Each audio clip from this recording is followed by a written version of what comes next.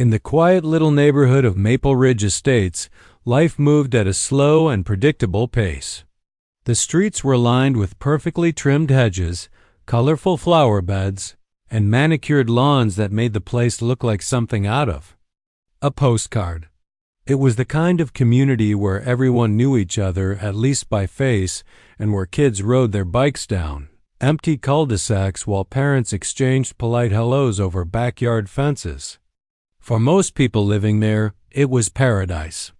But beneath the surface of this suburban idyll lay a set of rigid rules enforced by an overzealous homeowners association opening parenthesis HOA closing parenthesis. The HOA took pride in keeping things orderly. They had regulations for almost everything: how often you needed to mow your lawn, where you could park your car, even how bright your Christmas lights could be. If you broke one of these rules, chances are you'd find a warning note taped to your front door before sunrise. And then there was the security team. Not actual police officers, mind you, but a group of hired hands who drove around in golf carts, armed with clipboards and walkie-talkies, ready to pounce on anyone daring enough to leave a trash can out overnight. For one family, moving to Maple Ridge felt like hitting the jackpot. After years of bouncing between cities due to work commitments, they finally settled into a cozy house near the end of a peaceful street. The mom worked long hours as a sales manager, juggling meetings and deadlines to provide for her teenage daughter. Life wasn't always easy, but being part of such a tight-knit community gave them both a sense of stability they hadn't experienced before. What no one in the neighborhood realized, though, was that the daughter wasn't exactly your average teenager. Sure, she excelled in school, brought home stellar report cards, and spent her free time practicing martial arts. But behind closed doors, she led a double life that would shock even the nosiest neighbor. At just 16 years old, she had been handpicked by the FBI to join an elite training program designed to prepare young prodigies for high-stakes tactical missions. By the time she turned 18, she was already leading covert operations across the country, all without skipping a beat in her day-to-day routine. Balancing two worlds wasn't easy, but she managed it with remarkable precision. During the day, she blended seamlessly into her role as a high school senior, chatting with friends about college plans and binge-watching TV shows late at night. But when duty called, she transformed into someone else entirely, a skilled operative capable of handling pressure situations with calm efficiency. Her mother had no clue about this secret side of her life. To her, her daughter was simply a hardworking, responsible young woman with big dreams. One evening, after another grueling day at work, the mom kissed her daughter goodbye and headed upstairs to unwind. Downstairs, the teen decided to take a walk through the neighborhood to clear her head. She slipped on her sneakers, grabbed her earbuds, and stepped outside into the cool night air. The streets were deserted, save for the soft glow of porch lights and the occasional chirping of crickets. Everything seemed so peaceful, almost too peaceful. As she wandered deeper into the subdivision, she approached a cul-de-sac near her house. That's when she noticed something odd. A black SUV was parked awkwardly across two driveways, its headlights off and engine silent. It looked abandoned, yet something about it felt off. Curiosity got the better of her, and she slowed her pace, glancing around cautiously. This was supposed to be a safe neighborhood, but her instincts, honed by years of intense training, told her to stay alert. Little did she know, this seemingly ordinary walk was about to spiral into a confrontation that would shake the entire community to its core. What happened next would test not only her skills, but also the trust and relationship she had built within her own family. Because sometimes, even in the safest corners of suburbia, danger lurks where you least expect it, and when it strikes, heroes emerge from the unlikeliest places. The teenager slowed her pace as she approached the black SUV parked haphazardly across two driveways. Something about the scene didn't sit right with her. It wasn't just the car's odd positioning. It was the eerie stillness surrounding it, like it had been left there intentionally to block access. She glanced around, scanning the area for any signs of movement or explanation. The street lights cast long shadows on the pavement, and the only sounds were the faint rustle of leaves. In the breeze and the distant hum of a neighbor's air conditioner, curiosity got the better of her. She took a few more steps closer, trying to get a better look inside the vehicle. That's when everything changed in an instant. A man suddenly emerged from the driver's side, his figure silhouetted against the dim light. He wore what appeared to be a cheap imitation of a security uniform, ill-fitting pants, a crumpled shirt, and a badge clipped awkwardly to his belt. His posture was tense, and his expression unreadable in the low light. "Hey, stop right there," he barked, his voice sharp and commanding. Startled but composed, the teenager froze mid-step, raising her hand slightly to show she meant no harm. "What are you doing here?" he demanded, stepping toward her with an air of authority that seemed forced rather than natural. She hesitated for a split second before responding calmly. "I live nearby. I'm just taking a walk." The man didn't seem satisfied with her answer. Instead, he squinted at her suspiciously, as if trying to decide whether she was telling the truth. "Do you have ID?" he asked roughly, crossing his arms over his chest. Her mind raced. This situation was escalating quickly, and something about his demeanor set off alarm bells in her head. She knew better than to argue or provoke someone who already seemed on edge. Keeping her tone even, she replied, "I don't carry ID when I go for walks, but I can tell you my address if that helps." The man wasn't having it. He stepped closer, his body language growing more aggressive by the second. "You shouldn't be walking around here at night," he snapped. "This is private property. You're trespassing." Now fully alert, the teenager assessed her surroundings. There was no one else in sight, no neighbors out for evening strolls, no kids playing late-night basketball in driveways. Just her and this increasingly volatile man. Her training kicked in automatically, sharpening her focus and steadying her nerves. She reminded herself to stay calm, to de-escalate the situation without revealing too much about herself. "I understand," she said slowly, choosing her words carefully. "But I'm not trespassing. I live down the street. Can I call someone to confirm?" Instead of answering, the man reached for something at his side. Time seemed to slow as he pulled out a handgun and pointed it directly at her chest. Her heart skipped a beat, but outwardly she remained perfectly still. Years of tactical training taught her that panicking would only make things worse. She locked eyes with him, searching for any sign of hesitation or doubt, anything she could.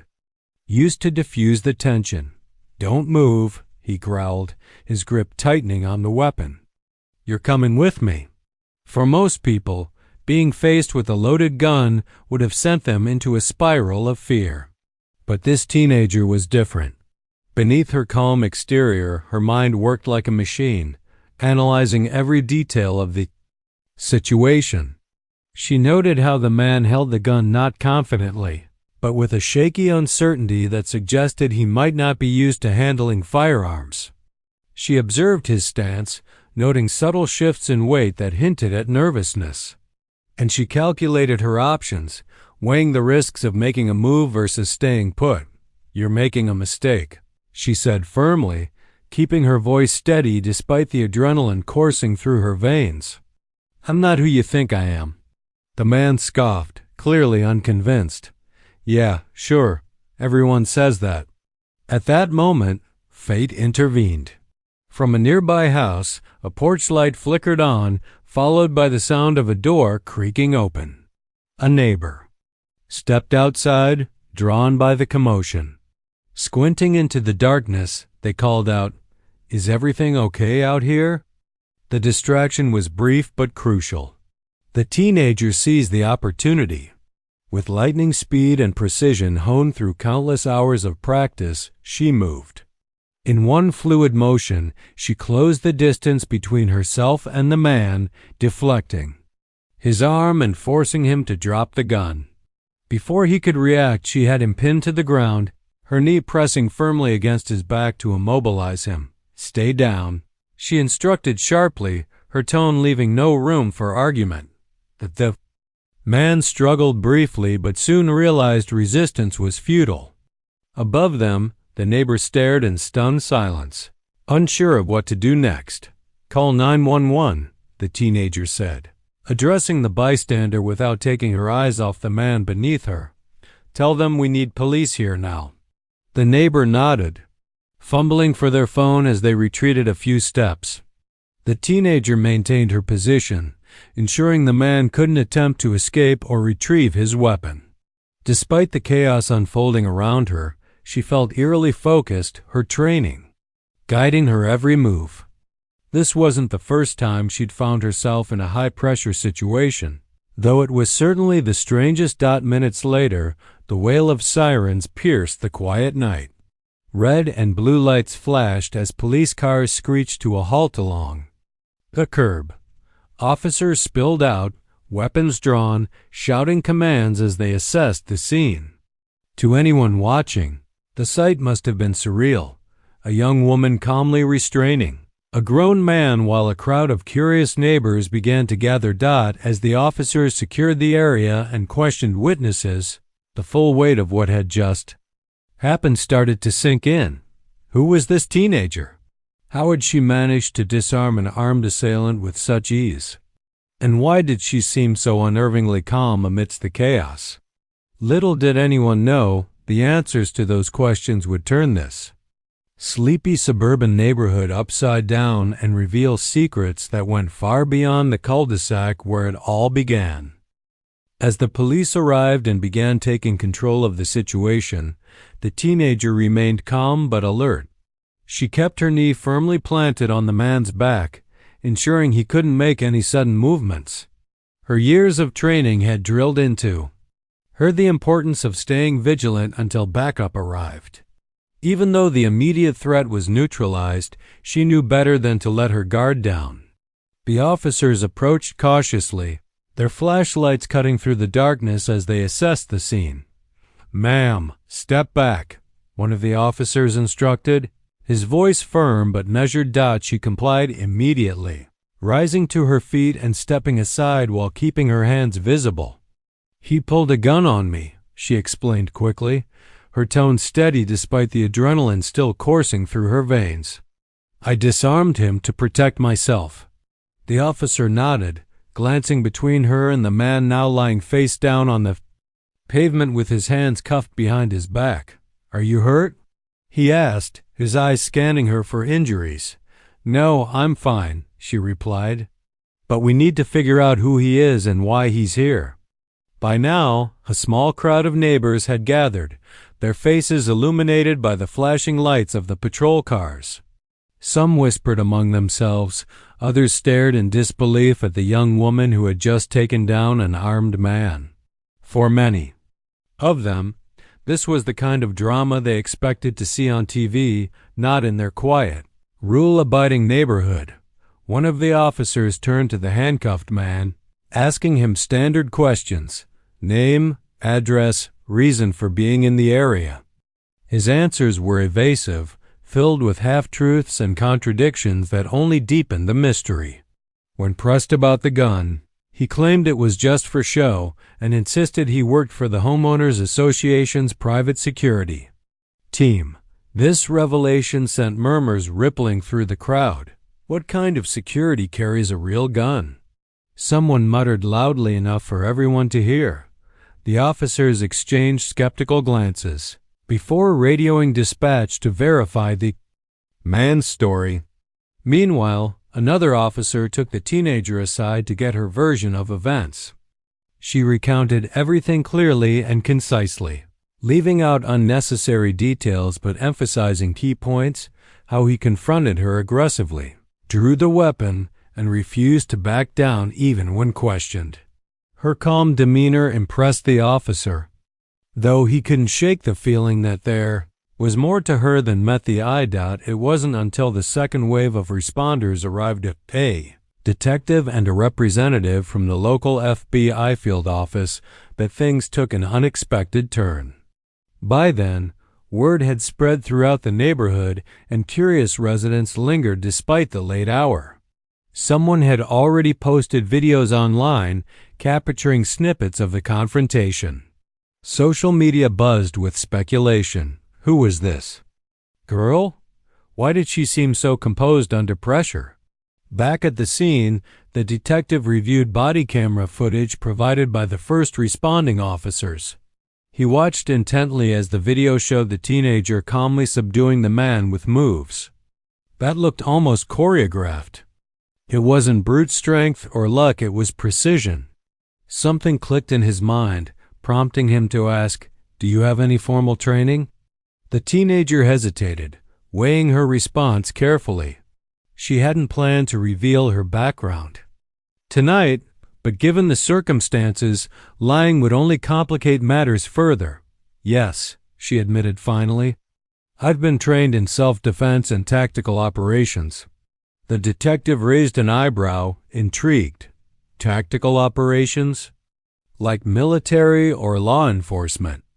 Before she could answer, the FBI representative stepped forward. He introduced himself quietly, pulling her aside for a private conversation. After confirming her identity through secure channels, he revealed what the officers and the growing crowd of onlookers had begun to suspect.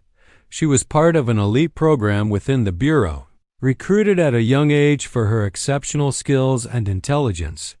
The revelation stunned everyone present, including the teenager's own mother, who had rushed to the scene after receiving a frantic call from a neighbor. Standing on the sidelines, she watched as her daughter spoke with authorities, looking every bit the poised, capable young woman she always knew, but also someone far more complex and extraordinary than she'd ever imagined. When the initial shock wore off, the focus shifted to accountability. The man, whose credentials as a security guard turned out to be dubious at best, was taken into custody pending further investigation. Records revealed he had no formal firearms training and a history of erratic behavior, raising serious questions about how he had been hired in the first place. Neighbors demanded answers from the HOA board, which scrambled to issue vague apologies and promises to review their hiring practices. For the teenager, the aftermath was bittersweet.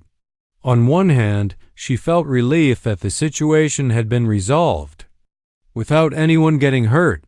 On the other hand, she worried about the attention it brought, not just to herself, but to her family. Being thrust into the spotlight wasn't something she had ever wanted, especially since maintaining a low profile was crucial to her work with the FBI. Her mother, meanwhile, struggled to process everything. Pride mingled with confusion as she tried to reconcile the daughter she thought she knew with the highly skilled operative standing before her. They hadn't always seen eye to eye, but now they faced a new challenge, rebuilding trust and understanding in light of this revelation. As the night wore on and the crowd dispersed, the teenager found herself reflecting on what had happened. She hadn't sought recognition or praise. She had simply acted to protect herself and others. But as she looked around at the community she called home, the same streets where she walked her dog, waved to neighbors, and lived her double life, she realized that sometimes ordinary moments can lead to extraordinary outcomes. And in those moments, heroes emerge not because they choose to, but because they must. Karen's reaction to the steel reinforcements on the wall was exactly what Miles had expected: loud, dramatic, and completely over the top. She marched across her lawn like a soldier heading into battle, her face red and her fists clenched. When she reached Miles' driveway, she didn't even bother with pleasantries. "What is this?" she demanded, pointing at the gleaming metal panels now bolted securely along the base of the brick wall. "Are you trying to provoke me?" Miles, who had been leaning casually against his porch railing, raised an eyebrow. "Provoke you?" he said, feigning surprise. "I'm just making sure my property is secure. You know how it is once someone builds a gate without asking. You start thinking about all the other ways people might try to sneak in." Corinne's jaw dropped, but no words came out. For a moment, she just stood there, staring at him like he'd grown a second head. Then, regaining her composure, she jabbed a finger in his direction. "This isn't over," she snapped. "You can't keep doing whatever you want. There are rules, and I'll make sure everyone knows you're breaking them." Miles shrugged, unfazed. "Knock yourself out," he said, tipping his hat as if dismissing her. He knew Corinne's threats were empty at this point. The more she yelled and stomped around, the less intimidating she became. It was almost funny to watch, but Corinne wasn't done yet. Over the next few days, she went into overdrive, determined to rally the neighborhood against Miles once and for all. Flyers appeared on mailboxes again, this time accusing him of escalating tensions and intimidating neighbors. She organized protests outside his property, leading small groups of supporters and chants that echoed through the otherwise peaceful countryside. One afternoon, she even set up a folding table near the edge of her yard, handing out flyers and urging passersby to sign a petition demanding the removal of the wall. At first, Miles found it amusing. Watching Corinne scramble to drum up support was like watching a dog chase its tail. It was entertaining, but ultimately pointless. Most of the neighbors ignored her antics, rolling their eyes or shaking their heads as they passed by. Some even gave Miles friendly waves when Corinne wasn't looking, silently showing where their sympathies lay. But as the days turned into weeks, Miles began to notice something unsettling. Not everyone was laughing it off. A handful of Corinne's diehard followers started taking things too far. Anonymous notes showed up under his door, calling him names and warning him to back down. Someone spray-painted crude messages on the side of his barn one night, though the paint was easy enough to scrub off. Worst of all, late-night phone calls started coming in silent, menacing breaths on the other end of the line that left. Miles feeling uneasy despite his outward calm, that it wasn't fear that bothered him. It was the principle of the thing. These weren't legitimate disagreements anymore. This was harassment, plain and simple. And while Miles had always prided himself on handling problems quietly and respectfully, he realized he couldn't let this slide. If Corinne and her crew thought they could intimidate him into submission, they were sorely mistaken. One evening, after another round of silent phone calls, Miles decided it was time to take action. He called up a reporter from the local newspaper, the same one he'd spoken to earlier in the conflict. This time, though, he came prepared.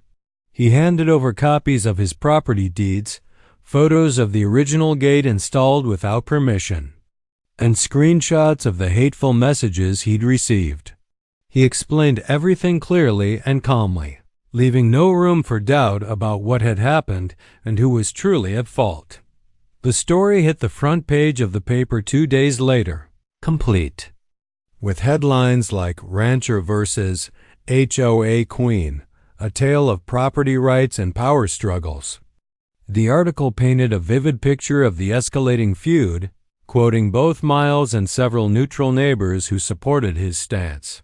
Photos of the brick wall, the trapped wooden gate, and the graffiti-covered barn accompanied the piece, driving home the absurdity of the situation. Within hours, the story had gone viral online, sparking heated debates across social media platforms. People loved it.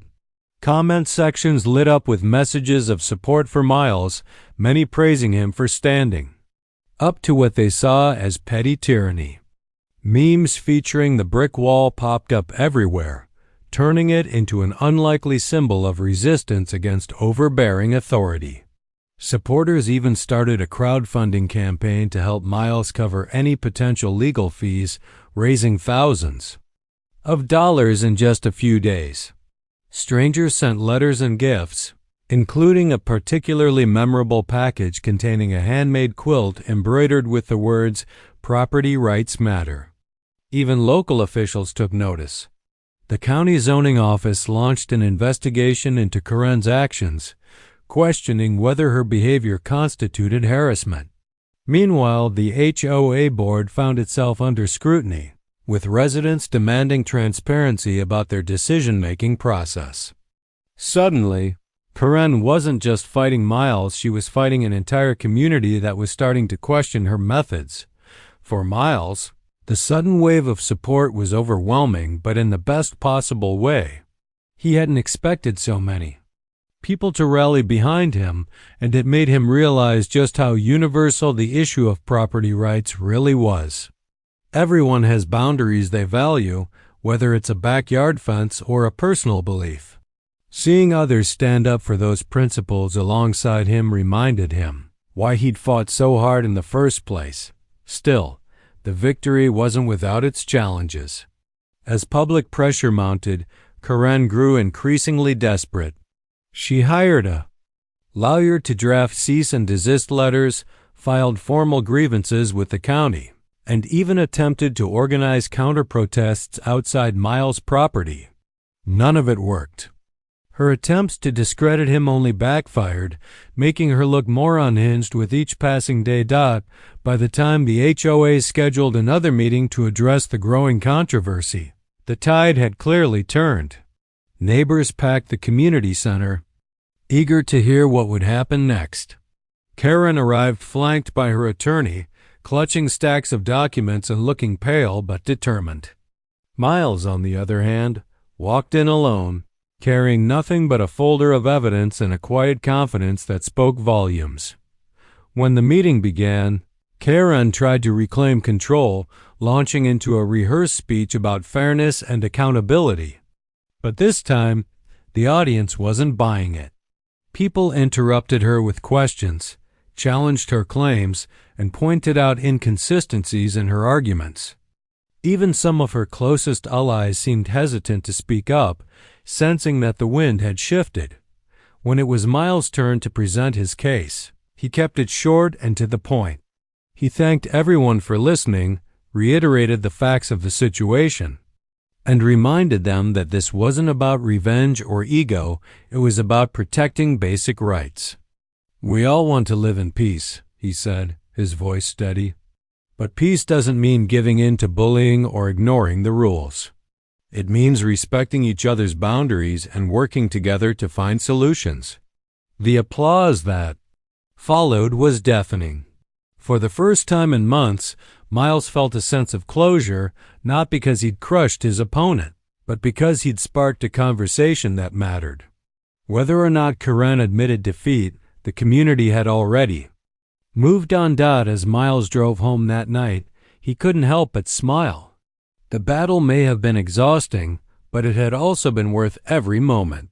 His ranch was safe, his principles intact, and his faith in humanity restored.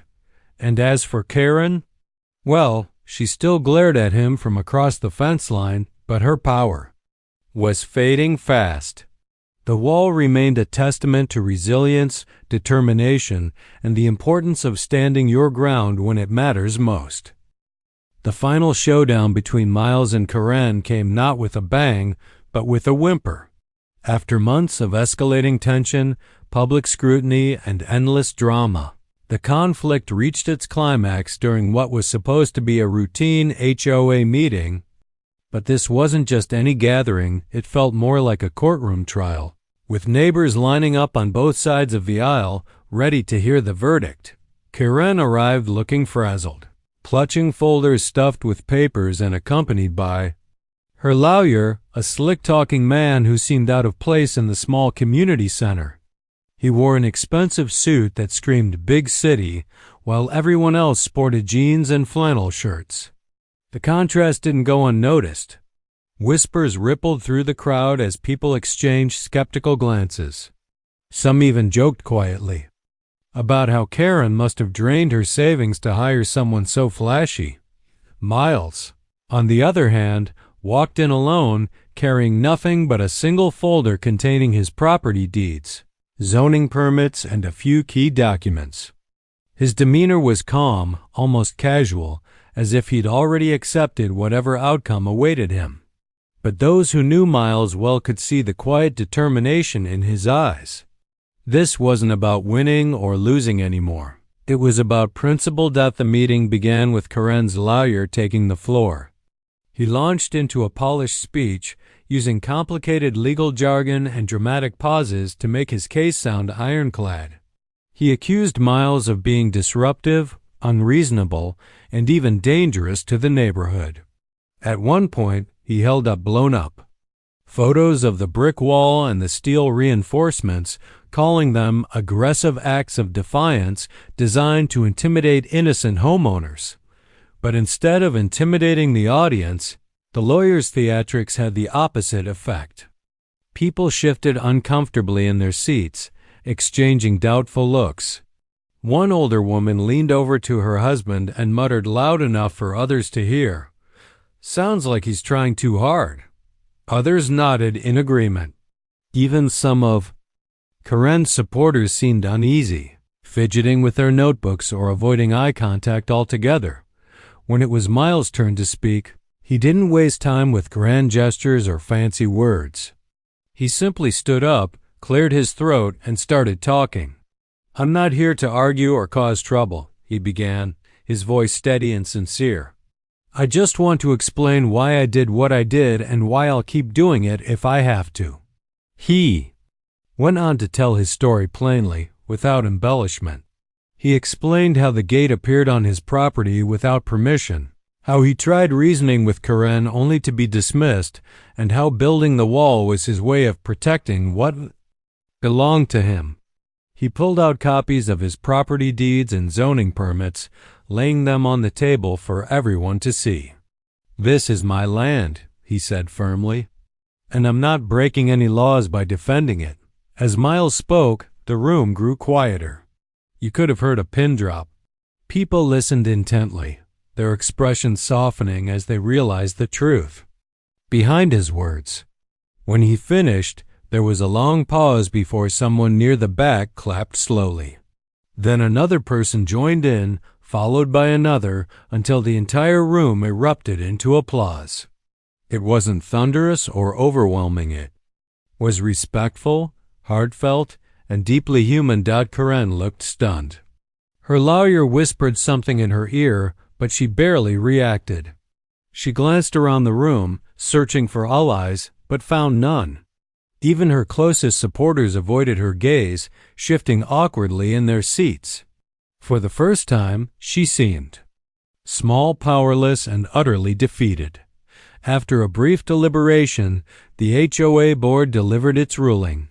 They acknowledged that Karen had overstepped her authority by approving the gate without consulting Miles or verifying property lines, revoked the original approval, officially declaring the shared access point null and void.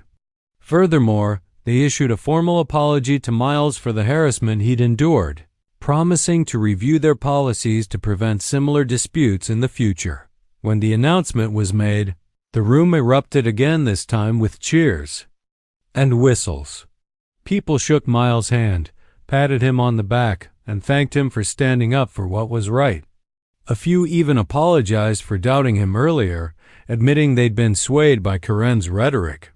Miles accepted their gratitude graciously, smiling but staying humble. "It's not about me," he told them. "It's about all of us remembering to respect each other's boundaries." As for Karen, she slunk out of the meeting unnoticed, her head down and her shoulders hunched. She didn't say a word to anyone, not even her lawyer, who packed up his briefcase and left shortly after. Over the next few weeks, Karen became a ghost in the neighborhood. She stopped attending HOA meetings, avoided social gatherings, and kept mostly to herself. Occasionally, Miles would catch sight of her peeking out from behind her curtains, glaring at the brick wall like it was some kind of personal insult. But she never approached him again. With the conflict finally resolved, life on the ranch returned to normal, or as close to normal as it could get after such a whirlwind of events.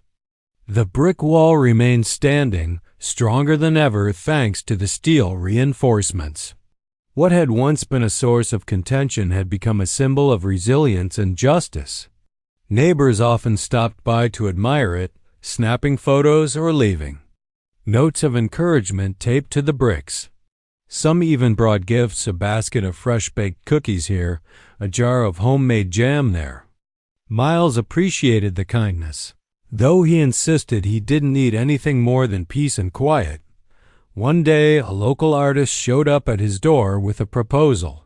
She wanted to paint a mural on the wall, depicting scenes of rural life rolling hills, grazing cattle, and a golden sunset stretching across the horizon.